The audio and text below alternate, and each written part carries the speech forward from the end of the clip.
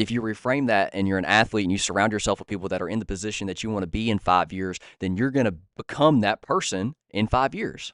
Or if you're an entrepreneur that surrounds himself with people that are actively striving to become the greatest entrepreneur in their field, then you're going to become the greatest entrepreneur in your field.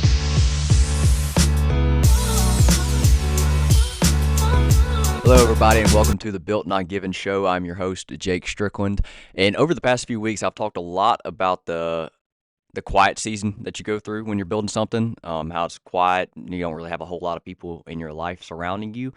But this week, I want to talk about when you do have those people, what that environment does, what that environment can do, and how you can shape that environment into a very beneficial thing. So with that being said, I'm just going to get right into it. I think for a lot of people, we think that our lives are the construct of big decisions that we make. But the reality is it's shaped by the daily environment that we're in. It's shaped by the people we're around. It's shaped by the things that we consume online. It's shaped by the things that we do every day, the things that we tell ourselves, the things that we wake up and think, the things that we do. Our future is shaped by the versions of ourselves right now. And I know there's a saying that says, you are the sum of the four people that you surround yourself with, or show me your friends and I'll show you your future. And I didn't realize how true that was until I really got into business, because for one, I started surrounding myself with the people that I wanted to become, and slow but surely I'm becoming those people. I am becoming that version of myself that I saw 3 years ago.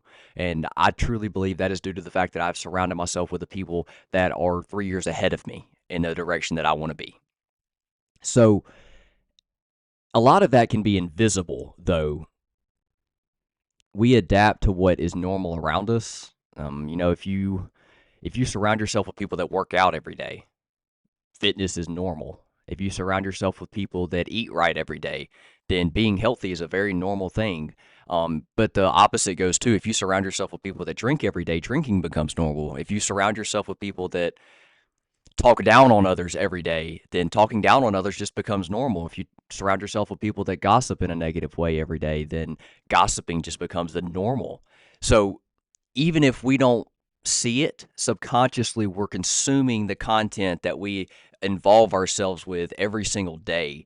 And the content, this is a digital saying, so social media is another big thing that we can really lose ourselves in, because not only can we consume somebody else's bad content, but the content that they watch also wears off on us.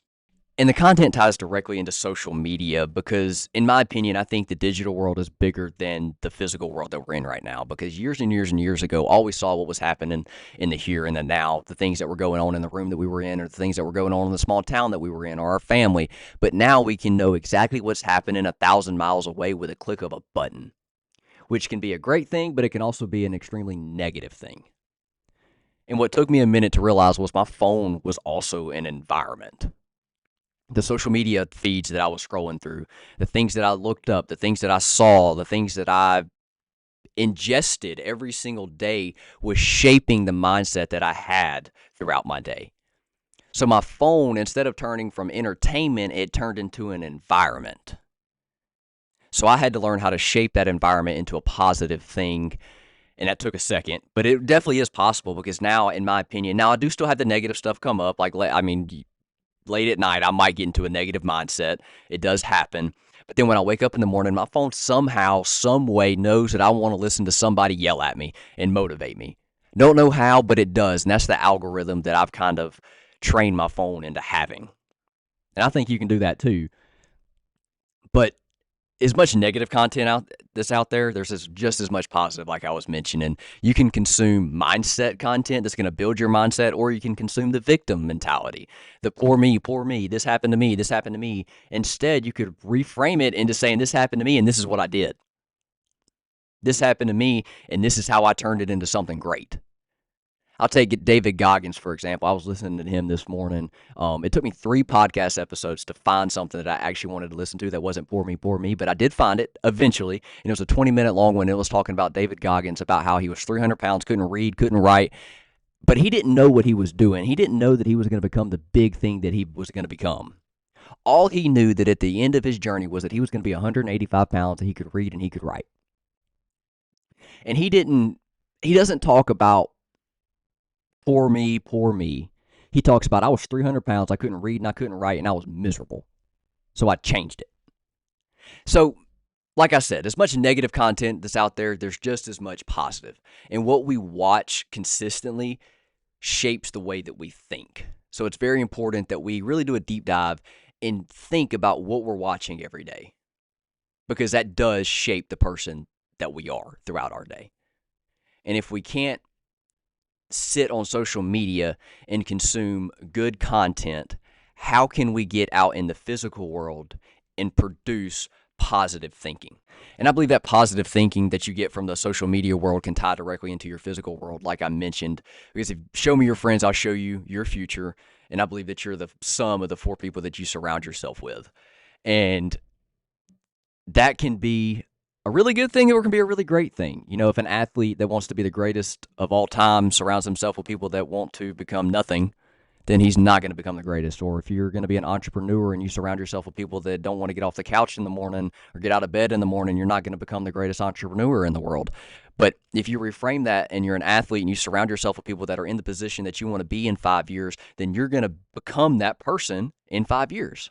Or if you're an entrepreneur that surrounds himself with people that are actively striving to become the greatest entrepreneur in their field, then you're going to become the greatest entrepreneur in your field. Because I believe that people fall and rise to the level of the room that they're in. If you go to a workplace with low expectations and want to become the CEO, odds are you're never going to it's never going to happen. Because they already have such low expectations. They don't care that you did more. They're like, oh, that's great. Thank you very much. But if you go to a workplace that has extremely high expectations of you, and then you go above and beyond those, then those people are going to sit back and think, wow, this guy's really good at what he does. I think maybe he could do a little more. So then those expectations rise. And if you already exceeded the ones that they set for you again, then you're going to be like, oh, that's nothing. I'll exceed these too. And then over time, since you put yourself in a position at the very beginning, say you go research all the McDonald's in the world and you realize that the greatest McDonald's that you can work at is in San Diego, California, and you want to become a franchise owner for McDonald's, and you know that in the area that you're in, you cannot do that because the expectations of the people that work at McDonald's are so low that you're never going to become the person that you want to be. The reason I say this is actually, I don't know who it is. I don't know exactly what happened, but I do know that there's a guy out there that started at a McDonald's. He was doing French fries. He was frying the French fries, and now he owns 5 McDonald's. But I believe that if you asked him the McDonald's that he started at, I can almost guarantee you that out of all the other McDonald's in the area, that was the McDonald's that had the highest expectations. Because, yeah, he was doing French fries. He was frying fries, but I guarantee you the fries that he fried were the best fries that anybody's had at a McDonald's. And that's why he owns 5 now. Maybe 10, because I heard that story a while ago. But I guess what I'm trying to say is you can't go somewhere that doesn't expect anything out of you and expect to become somebody. Because you're not going to be able to grow and to become the person that you want to be if those people already have it determined in their head that you're never going to be anybody. You have to surround yourself with people that have those high expectations. And I know it's pressure, but pressure is a privilege. Pressure is a privilege only few get to have, and the few that get to have it are people that choose to put themselves in it. You have to intentionally put yourself in places that create that pressure, because if you want to become somebody great, you have to surround yourself with people that expect greatness. If greatness is the only option, then greatness is going to be it. But if you surround yourself with people that are okay with being okay, then okay is the standard. The lowest standard that somebody has is the set standard. If you surround yourself with somebody that says, oh, I want to be great, but I'm okay with being good, then good is all they're ever going to be. I know for me, I don't want to be great. I don't want to be good. I want to be the greatest. I don't know what field that's going to be in, But all I know is that everything I do, I want to do 100%. And I want to become whatever I'm focused on in the moment. Right now, it's podcasting. Right now, it's real estate. So I want to become the greatest real estate agent in the world, or I want to become the greatest podcaster in the world. Because I believe that if you have the courage, this is Conor McGregor, by the way. I did not say this, but I believe that if you can think it and you have the courage to say it, then there is nobody stopping you from being able to do it. But you got to have the courage to say it. You got to have the courage to publicly announce that you are going to be the greatest in whatever field that you want to be in. So, kind of went down a rabbit hole there, but I'm just going to tie it back into it. But again, show me your friends, and I'm going to show you your future. Because you have to surround yourself with people that want to be great. You have to surround yourself with people that are becoming the version of you that you want to be. I know that doesn't always feel exciting. I know that doesn't always feel good. I know it can be scary.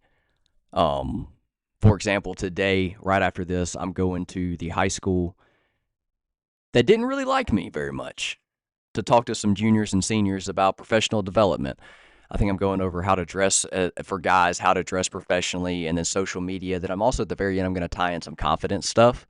But that's absolutely terrifying to me because I know the people that are going to be there. I know they're going to remember the 9th grader that was in alternative school because he got caught with weed in his backpack. That's terrifying to me. And I'm not nervous about it because I know it's going to be good, but I know that they already have a set idea about who I am. So now I have to execute so much higher to change that idea. And to be honest with you, there might not be anything that changes that. There might not be anything I say or anything that I can do that's going to change the predetermined idea that they have in their head. But I do know this, is the people in that room that do not recognize me, that do not know me, they don't have that in there. They don't have that predetermined idea that I'm a failure, that I'm just a 9th grader that got caught with weed in his pocket. And those are the people that I'm after. And I got a little bit off track there, went down a little rabbit hole, but I do believe everything that I said. You have to control who you surround yourself with. You have to put yourself in the positions to become the person that you want to be. You have to surround yourself with the people that want you to become the person that you want to be.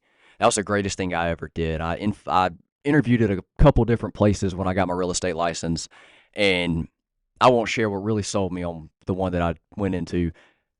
Joke. But what really sold me on the one that I went into is I went in there and they treated me like a person. They didn't treat me like I was 18. They didn't treat me like the young kid that I was, because I was a baby-faced teen, straight out of high school. Not a clue in the world what I wanted to do. I just knew that this is where God has led me. And they treated me like that. They didn't treat me any differently than anybody else. And the other places that I went did. So that's what sold me on where I ended up at. And again, I'm going to brag on them. I always do everywhere I go.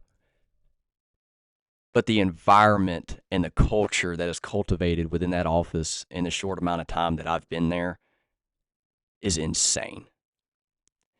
And I truly wish for everybody listening to this, follow your gut. Because you know who you want to be, and you know who you want to become. That little thing inside of you, and for me, I believe it's God steering me a certain direction. So if you are religious, whatever religion you follow, or you think you don't follow a religion, you think it's just your gut, whatever you think it is, follow it. Because I promise you that it knows more than you do. Because whatever God is inside of me, he knows more than I do. He knows exactly where I'm headed. And the only thing I can do is grab a hold and hang on. That's all I've ever done. I have been pointed different directions my entire life and learned a few things my entire life. But truth be told, I don't know much. I know a little bit. I know enough to be comfortable coming on here and talk about this stuff because I've learned it in my day-to-day life. But the only reason I've learned it is because I've been put in positions to become this person. I have surrounded myself with people that are this person. I've surrounded myself with the people that I want to become. I've put myself in the positions, the uncomfortable positions. Let me make it very clear. I have put myself in so many uncomfortable positions just to grow myself. It's not even funny. But I'll tell you what, those uncomfortable positions that I put myself in have pushed me to become the best version of myself today. And I'll become better tomorrow, and I'll be better the next day. But right now, I am the best version of myself. And I believe that that's where people really need to get to. I believe that tying everything back together, being around the people that you want to be around, I believe that if you can become the best person that you can be today, then you are set. And you'll never have to worry about anything. Jim Rome said, to become great, you have to work harder on yourself than you do your job. And I know that sounds weird, but I do believe that as well. Because if you work harder on yourself than you do your job, then your job just kind of happens. If you execute at your highest level, then your job is going to be executed at the highest level. If you become the best version of yourself, then your job is going to feed off of that. It is very difficult not to execute at a high level when you wake up every day and are the best version of yourself. But you have to surround yourself with those people that you want to become. You have to feed yourself with the positive mindset, the positive thinking. You can't go on TikTok and doom scroll or go on Instagram Reels and watch all these different things. I know this right now, there's a lot going on in the world, and I do believe it is good to stay up to date and understand what's happening. But I also believe that we're lied to. A lot of the stuff that we see on the news, actually, in my opinion, the majority of the stuff that we see on the news is not actually what's happening. So there's not much we can do. But what I know we can do is become the best person that we can be. Because if we're the best person that we can be, the person that we're beside is going to become the best person that we can be, that they can be. Because you can't go into a room of high achievers and not be the best version of yourself, because you'll get kicked out. They'll tell you to go kick rocks. And I think that's the thing that just really fires me up about all this, is that if you are the best version of yourself, your family is going to become the best version of themselves. Your brother's going to become the best version of themselves. It is your responsibility to become the person that you want to be. Because what kind of example are you setting if you don't? What kind of example are you showing your family if you say you're going to do all these different things and then you never do it? And people have many different ideas of what success is. And in my opinion, success is what you think it is.